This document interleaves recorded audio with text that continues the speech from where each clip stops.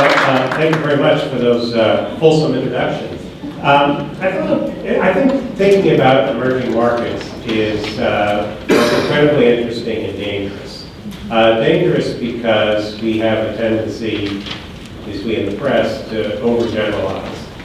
But I think it's fair to say that if we'd been having this conversation a couple of years ago, we would have said that the U.S. had started a major financial crisis, the developed economies of the world had suffered mightily, and that thank God for the emerging markets, particularly India and China, who had managed to sustain global growth or help it come back quickly.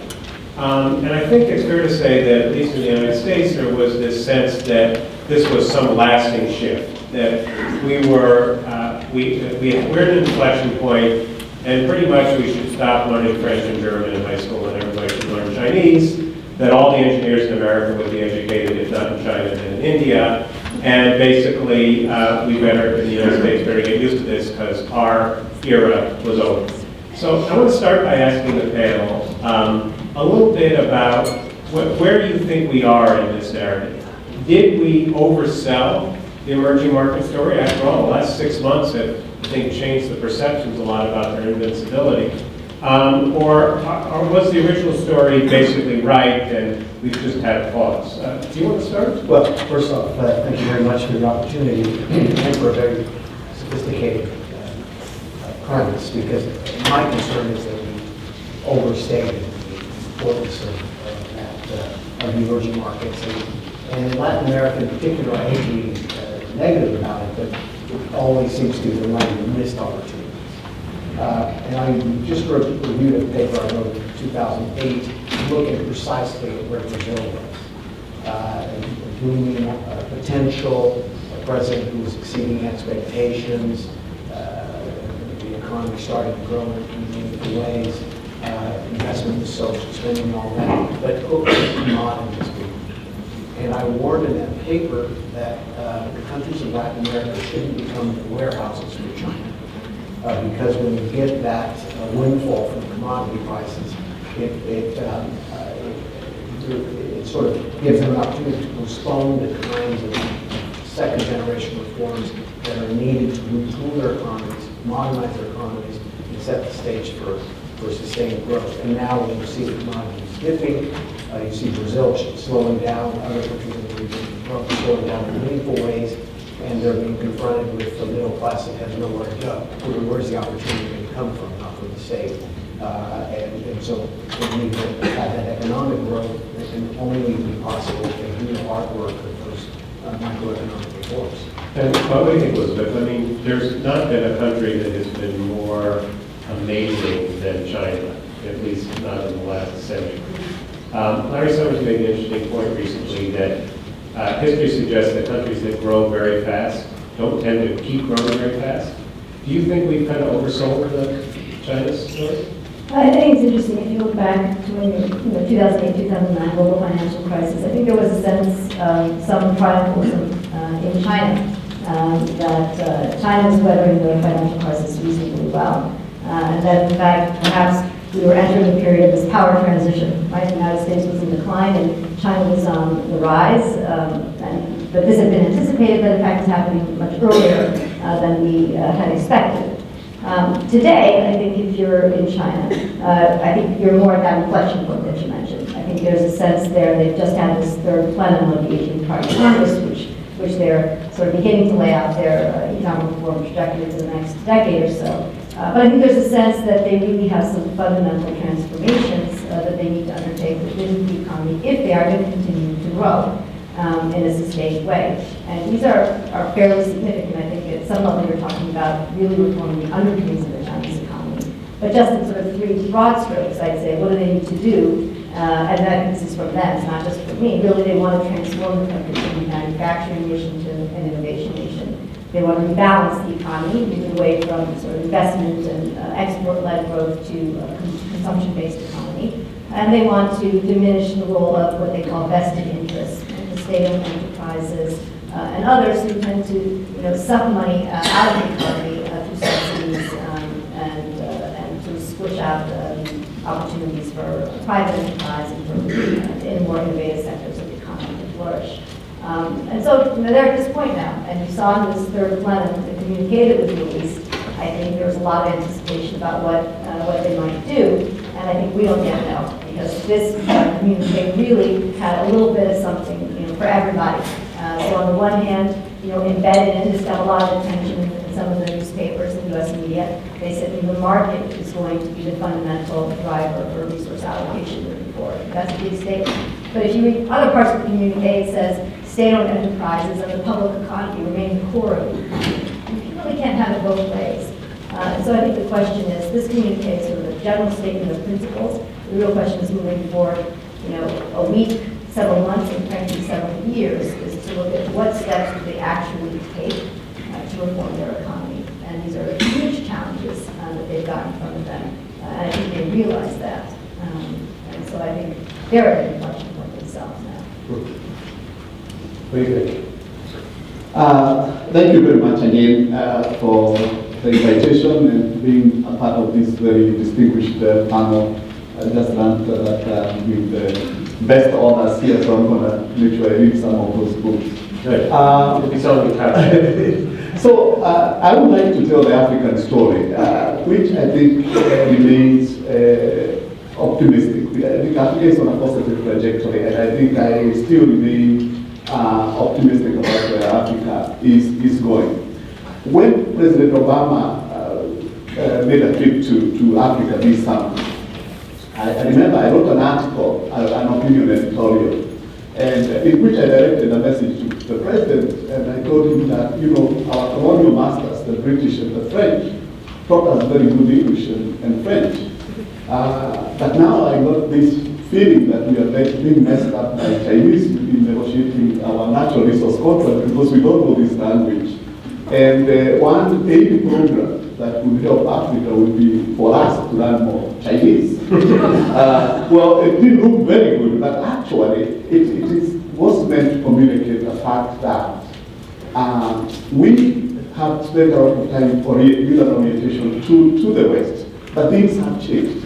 And the message that I was really communicating is that United States may not have woken up to the fact that Africa has changed. So that was really the message I was trying to communicate.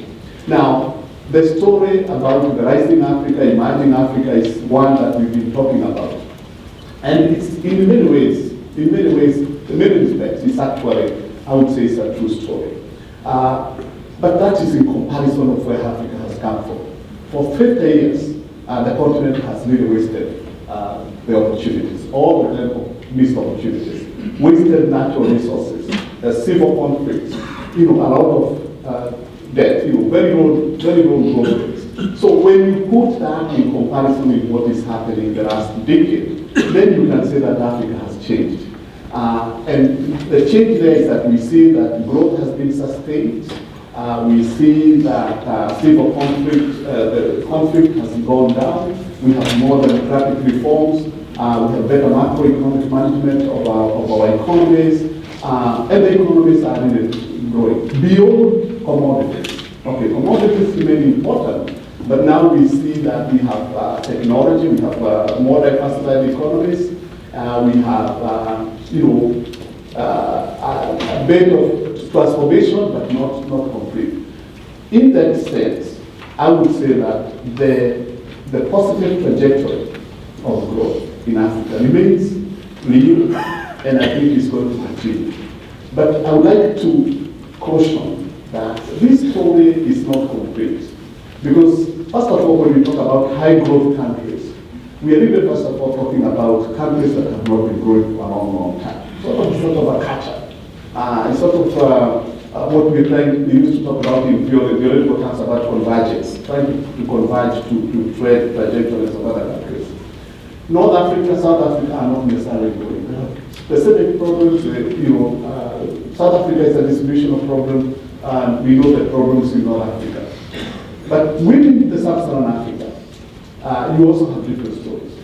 You have very good performing economies, you have countries that are moving very fast, but you have problem states.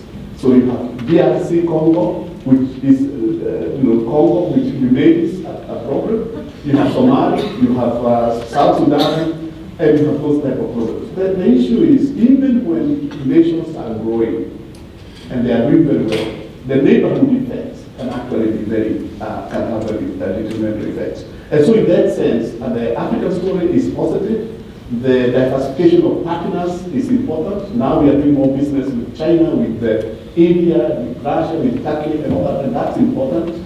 But we still have a lot of risk factors that one need to take into account when we talk about this positive story. It's true we have a middle class now, but middle class is defined in our own way, not the American middle class, but it's a consumer class. And that means that there's a change from before. So that I would say the African story is remains positive. Steve, what do you think? Did we oversell the emerging markets or put them on the world before I turned 65? Yes and no. When I look at Yes and no. yes, This is why it's not the economist answer, but what I find interesting is Roger, Liz, and others. There's one story which is an economic story, and there's another story which often gets neglected when we talk about economics, which is really the global strategic picture.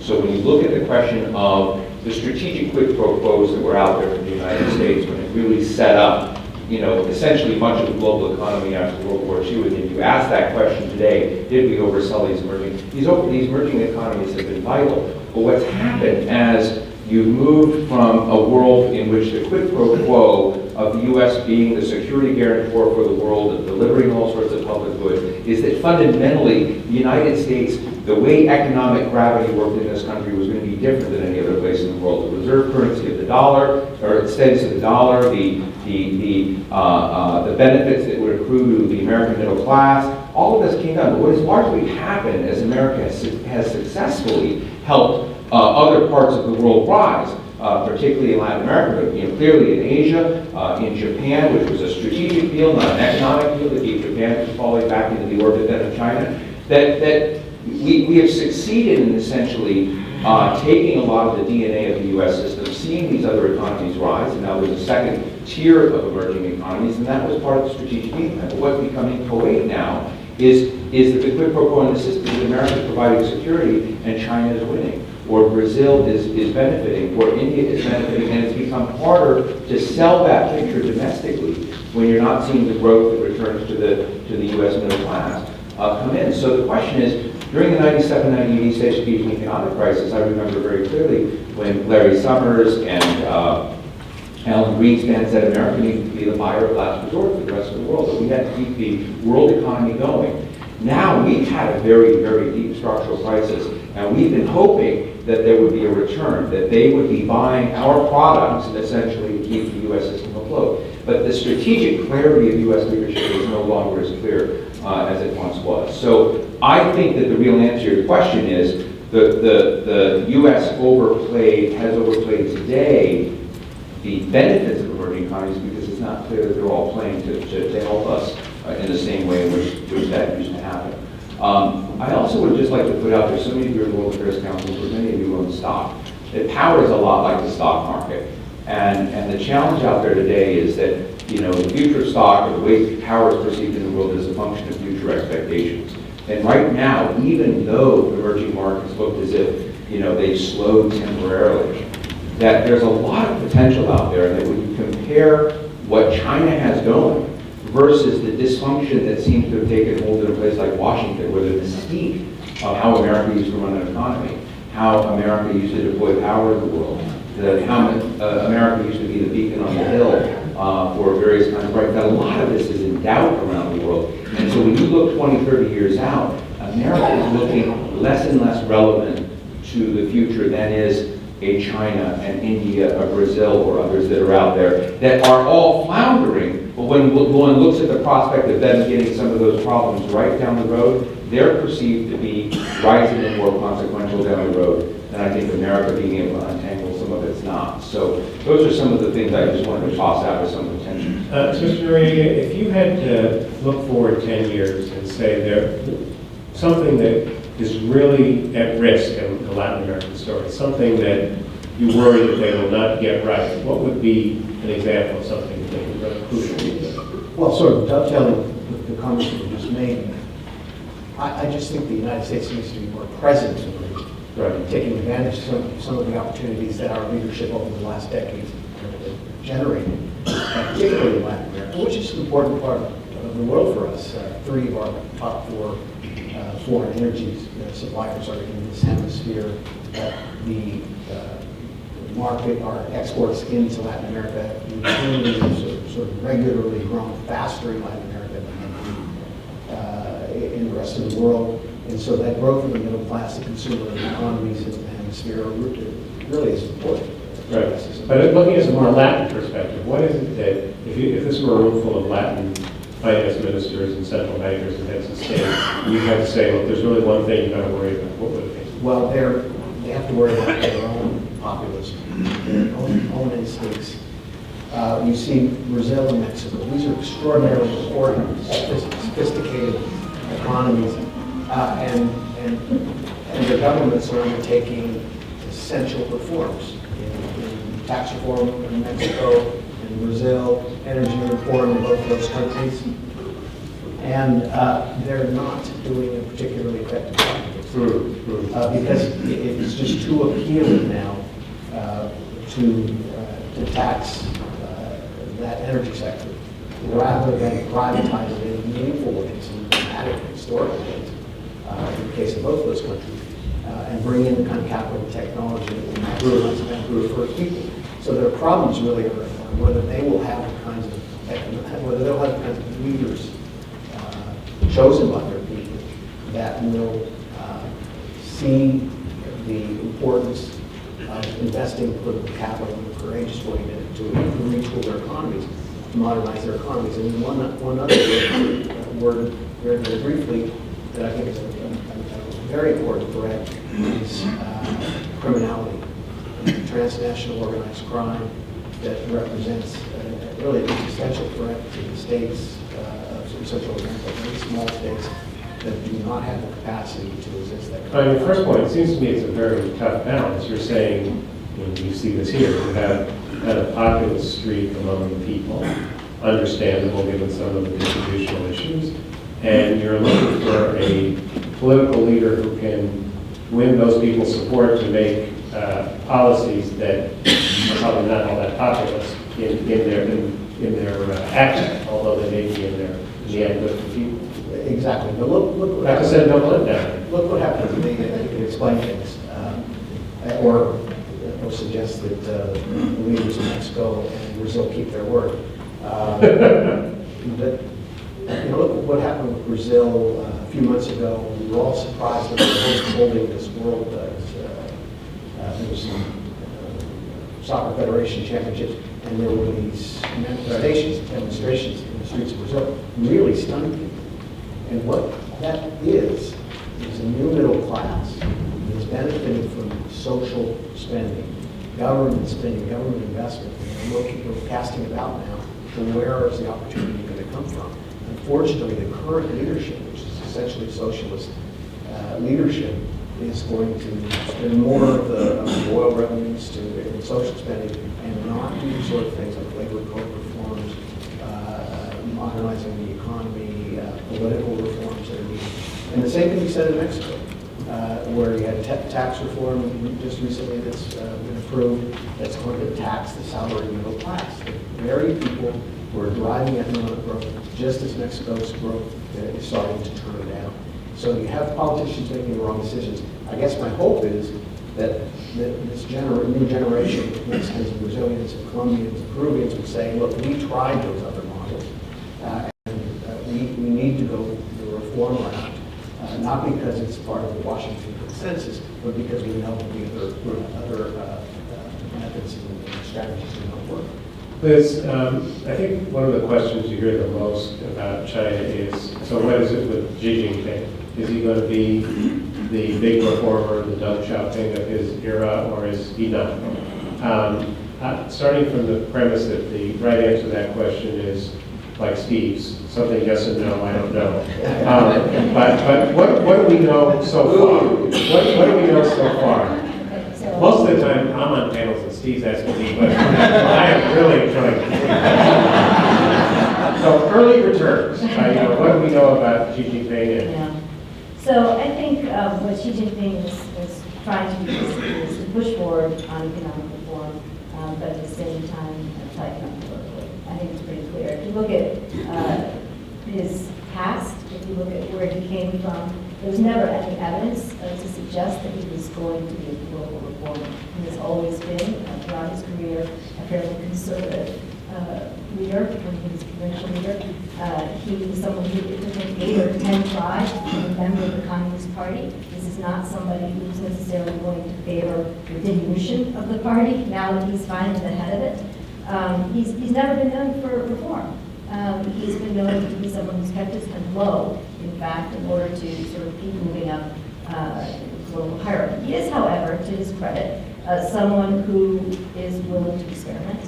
And people that have worked with him at the provincial level have said he's kind of just said, you know, fine, you want to try something on sort of consultative democracy, which is basically the idea that at the local levels you'll invite the people to have greater budget transparency and participate with the local budget and weigh in for 3 days, this kind of thing. Go ahead and do that. But he's not someone who then will say, hey, that worked really well, I'm going to promote that through and go to Beijing and become the head of, you know, this type of global reform. So I think there's nothing to suggest that we're going to see much in the way of global reform. In fact, everything to date has suggested the opposite. Clamp down on the internet, clamp down on non-governmental organizations.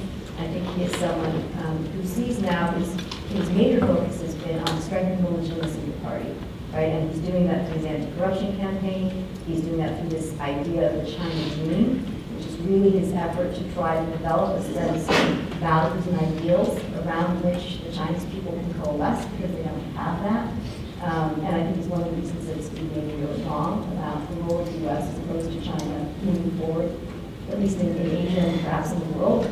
I think there are big differences about China as a leader and the U.S. as a leader. And he's doing it in a way that really is trying to silence any potential outside authoritative voices. So if you look at that, sort of going after those billionaire bloggers, for example, and the reason he's doing that is because some of these people, like Li Kai-fu, they've got 50 million followers on Weibo. I mean, can you imagine, Steve? I don't know how many, you have a lot of followers, but not 50. 49 million. 50 million, right? And so, you know, you have these people, Li Kai-fu Country, these other billionaires, right, who are blogging and talking about the need for global reform. So he's chopping. What about the economic reform side? So on the economic reform, I think he believes, again, that China's inflection point may have to make progress. And part of the reason perhaps that he's tightening so very hard on the political side is because he knows he's going to have to push through some pretty difficult economic reforms. And so whether you're talking about reform of the PRUCO system, the sort of urban-rural, you know, permit system, the residency permit exactly system, you're talking about land tenure reform, you're talking about the allocation of power, right, political and economic power among these different actors. So you've got local officials who are going to be losing power to farmers who will be gaining land rights potentially. You have state-owned enterprises who maybe will lose power to private enterprise, who will maybe lose power to foreign enterprises, you know, because it's supposed to open up the economy to greater foreign investment now. Everything has to be paid for in different ways. So I think he's going to try. The question is, and it's not clear from this communique, whether or not he's got the political capital. And do you think this is a sustainable strategy? Tighten up on the political controls, let the market do the economy? Is that? I don't think so. I don't think so, because I think as you empower all of these new actors, they demand a local voice. And we've already seen this happen. I mean, China is a country with over 180,000 protests. Somehow that gets lost in this sort of China flurry. This is, you know, the tea kettle, the water is boiling like this, the top is boiling like this. This is not smooth sailing for China. And so I think this is a last-ditch desperate, and I think ultimately going to be unsuccessful effort to control the Kimenyi, could you just take one example? We were talking earlier, and I said I thought more than most places, we Americans overgeneralize about Africa. So I wonder if you could take one example of a place that is doing pretty well, and talk a little bit about what we learned from that, how it came to be, and whether there are lessons to learn. Okay, so yeah, there are several good examples in Africa that we can learn from. They are exceptional. We can use the case of Botswana. As one country that is really quite different in terms of how they can build institutions, the management of the economy, inclusiveness, which is quite different from many of the other countries. So Botswana is here quite different. It's sort of a model. I think there have been several papers sort of with the titles, is Botswana exportable? In other words, to the other countries. So the lessons we learn, and I think this relates to the risks we see, even when we talk about the good picture about growth in Africa, and the question is whether this is sustainable. I think one is that the institutions, although I say we are moving and there are many improvements, there are still big issues on when it comes to African institutions. At the higher level, we are still in many countries on what we call the national building project, which is not complete. Many countries are not one country. Many countries and many people think of themselves as different groups. And so the national building project is not complete in many countries. Now, this can play out in different ways. It can be progressive, you can get progressive unification and the solidification of democracy, but you could get the reverse. You could get a situation where you get more aspirates with this country. So that's a risk. Botswana has managed to deal with that, although it's not as diverse as the other countries. I think the other potential risk for all these countries is the issue of financial inclusiveness. Even for South Africa, for example, remains a very exclusive society broadly and has potential problems. In fact, I think South Africa has potential very serious problems because you have a big population which is not moving. These days, what we find is that we used to talk about the black-white disparities. What we are finding now is major group inequalities within groups. Within groups, 5 major inequalities within the black community, for example, which is creating a different type of dimension. Maybe a problem for the entire Africa is a youth. We have a big, beautiful population. It's more informed, in many cases educated, but without jobs. This is a major challenge for these African countries and could reverse a lot of the gains that we have seen. Maybe 2 more that I consider important issues that in terms of risk. One is emerging terror groups. We have Boko Haram in Nigeria, but we have others in North Africa. We have Al-Shabaab in Eastern Africa. But beyond those known groups, there are also criminal gangs that are becoming increasingly powerful, and we are using the term like diffusion of power. They have some sort of managing part of the economy. In Kenya, there is a group called Brookings that taxes people now in some communities. The overprotection is sort of a small mafia, and I've been warning that this could turn out to be a major problem in the future. So that's another risk that I think we need to deal with. My final risk factor is wealth. We are too wealthy. Yeah, that's a problem. We are getting more natural resources. Each country now is floating on oil or gas, all these discoveries. With the institutions that we have, unless we focus on investments in institutions, I'm not quite convinced that this is good for us at this point. I have always said for my own country that God loves us so much that He hid the oil from us for all those years. Because if we had discovered the oil 50 years back, we would not have a country. Now we discovered the oil, hopefully things will be better, but the other countries with the oil, I don't know how things will be. So those to me are risk factors. Steve, the reason when we go to the Olympics, we have people run races against each other is something about human nature to do better when you're competing with somebody. So I think it's pretty well sunk into the American psyche that the competition has gotten a little tough. I mean, I once a week read some story about math scores in China or the number of engineers in India and stuff. Do you think that this is going to help America up its game, or do you think it will lead us to turn inward, xenophobic, and stuff like that, or what will determine which it is? Why do you keep asking me these yes and no? I'm setting myself up to say, I'm getting a sense that you're designing Sure, this. sure. there's no design. I think that if I agree with everything Roger just said. If I were to have answered Roger or Liz's or your response to this question of a zinger issue out of the creative stability, which I think also matters in the U.S. case, it's a blind spot that many political and economic forces have to private sector debt. And so if you look at the mistake that most fast-growing economies make, or developed economies that want to pretend to be fast-growing economies, it's that they don't look at what's happening with the massive expansion and almost the corrupt expansion of credit. In the U.S. case, we're now back today above about 160% of GDP in the private sector markets. And what happens is the focus that we have politically in the Wall Street Journal and everyone else is on government budget deficits, which are often rise in response to the private sector crisis.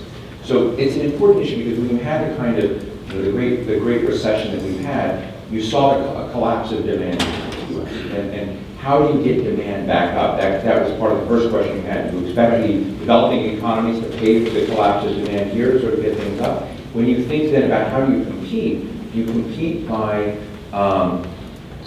pretending that there's demand there that there's not, or do you have to sort of restructure in a way to make everyone look like Germany? Germany is a very, very hard economy to model oneself on because they have a remarkable degree of fiscal conservatism with a very high level of growth market, was mostly export-led growth from China. That created a unique condition for Germany that most others can't have. So it's very tough to compete for Germany. It's very tough for any European country inside Europe to compete with Germany. So it's a tough question you ask. I think that America is going to have to find ways through innovation, through productivity increases, to increase. But I've just come out of the Washington Ideas Forum with a lot of folks looking at the future. Topics that don't often come up with this, especially you look at revolutions in information and biomedical research. There are a lot of great things coming in the world that we're going to sculpt next. And people and work are less and less relevant in that. So when you look at that, how are we going to make a living? How are we going to sustain demand? What does competition look like? I really don't have all the answers to that, other than it's going to be remarkably different.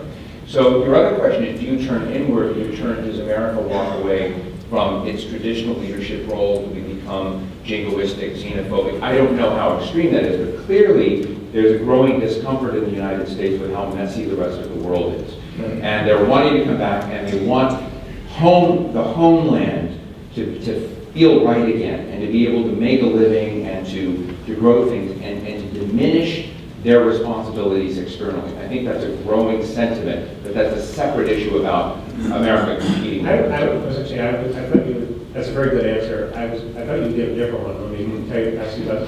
So it seems to me part of the issue is there's a widespread sense that the social compact is broken down in the United States, and that the very visible, thanks to TV and the internet, gap between winners and losers has grown. I'm influenced by the fact that I've been talking to a lot of men who are prime age men who are working. There's a lot of can get depressed. That part of what will determine whether we revert to an old jingoistic, inward-looking thing or continue to engage the world is a sense of whether we're kind of sharing a little bit more evenly in the U.S. than we have. And I think that which one of those forks we take has to do with whether people think they're kind of getting a fair deal. I think that Americans actually have shown in the past a remarkable willingness to kind of everybody sacrifice, but they don't think that's what's just happened. No, I think that's also a good response question. It wouldn't be mine because I look at the U.S. economy as becoming more Darwinian, about the tensions becoming more extreme, about the new methodologies in science and biomedical is going to create different worlds that different parts of the community are part of. And so that distance and tension within the society is going to become greater.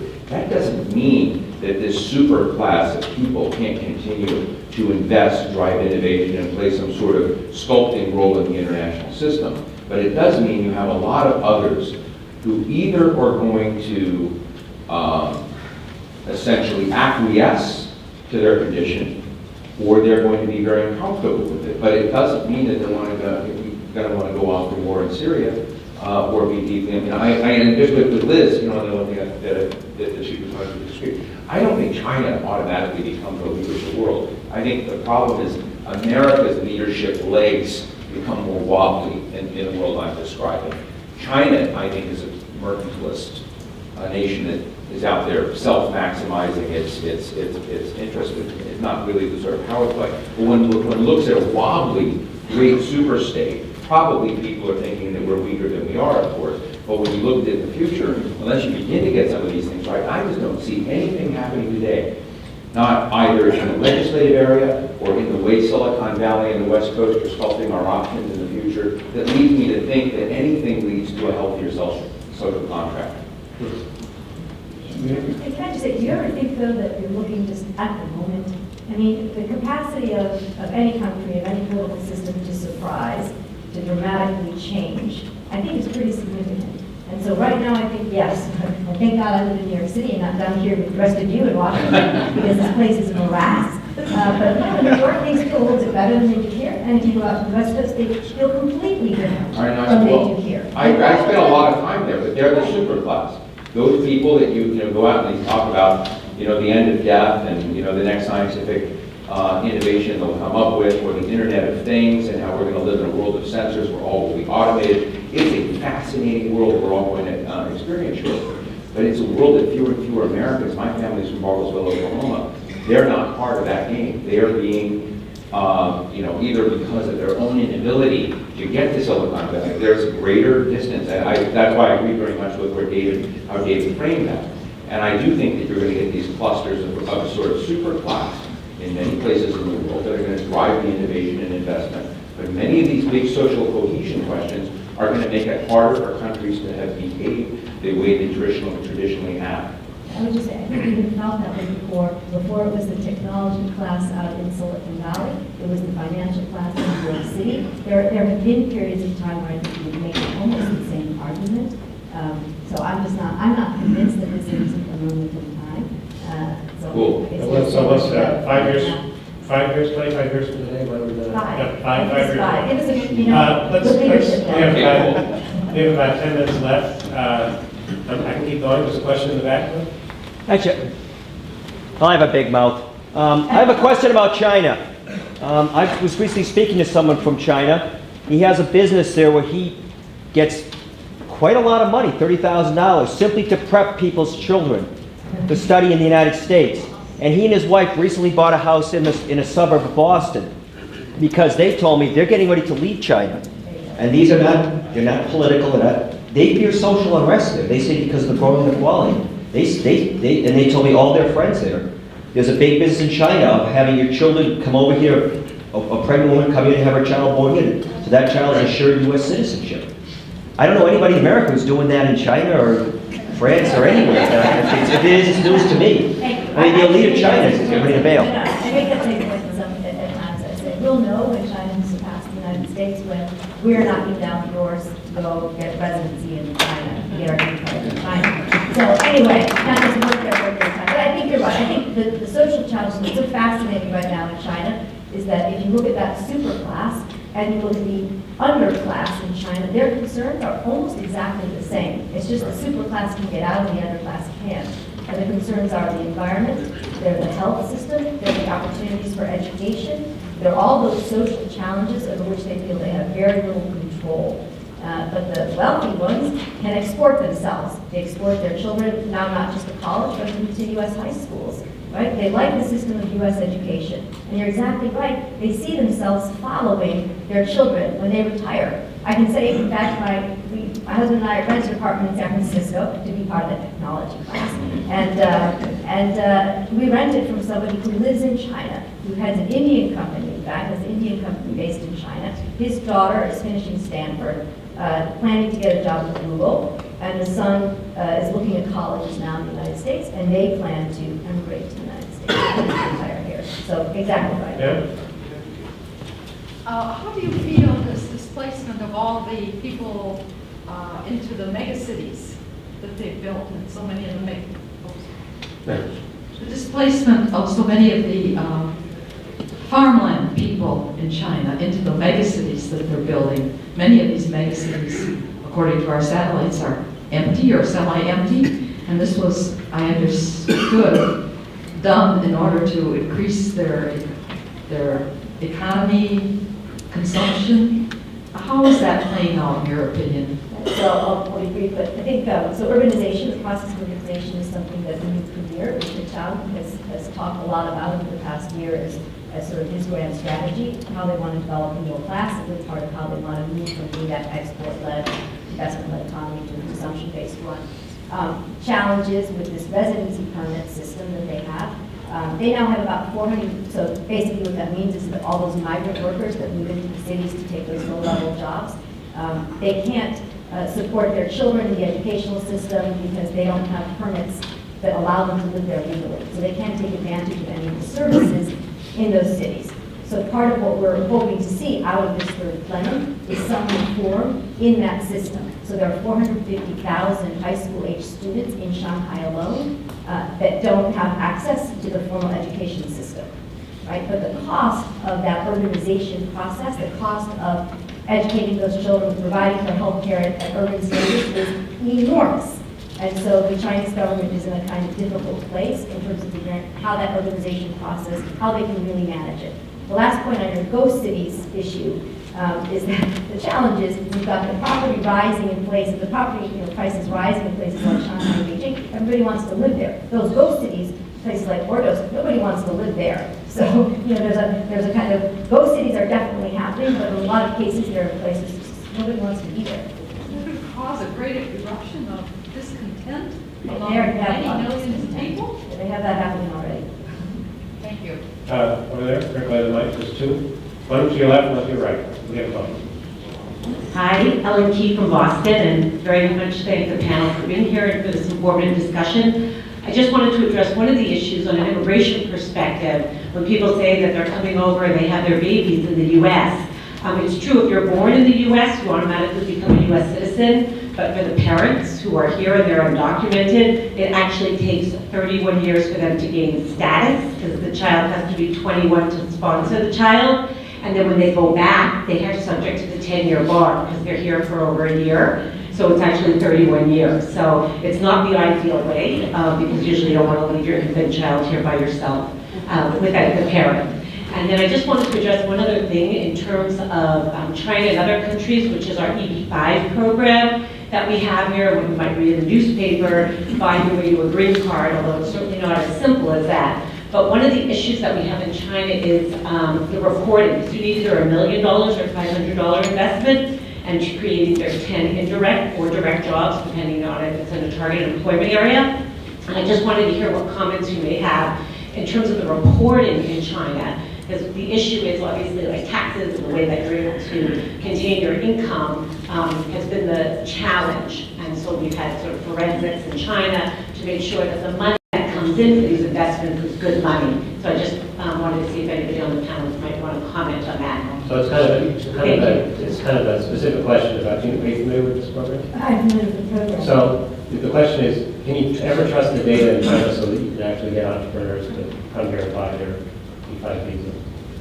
Can you trust the money was No, garnered legally, or just that? You can get the records to justify it.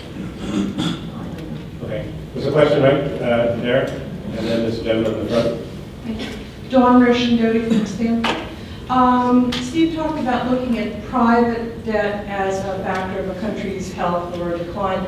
And I wondered if you and any of the other members could talk about your feelings towards Brazil, where they have a huge consumer class, they have a tremendous amount of personal debt with interest rates of up to 800%, and how you envision them dealing with their debt situation in the future. Well, they're in desperate need of financial sector reform. So many of the banks being in private hands, they just credit is extraordinarily hard to come by. And you have a disproportionate amount of the economy in the informal economy chased there because of overregulation or overtaxation. I mean, the Brazilians have an extraordinarily high tax rate, 35%, and it's impossible to move commerce almost among the states precisely because of double taxation and all these things. So they have a lot of work to do, building underbrush to get that economy moving, to get capital moving, to get credit moving, making it available. They are a very acquisitive people, I must say. I mean, you have people at every corner of Brazil, the Amazon, voting on touchscreen ballots when we were still, counting dimples. And so this is tremendous. This is where they will have an opportunity to leapfrog. Is if they can incentivize innovation. And if we can move capital in the direction of innovation. The people that remade the American economy in the last 20 years started in their parents' garage. They didn't even graduate from college. And so we have to capture that sort of, and incentivize that sort of entrepreneurship and innovation. And I think that's a great hope for those countries leaping ahead and building a technology economy.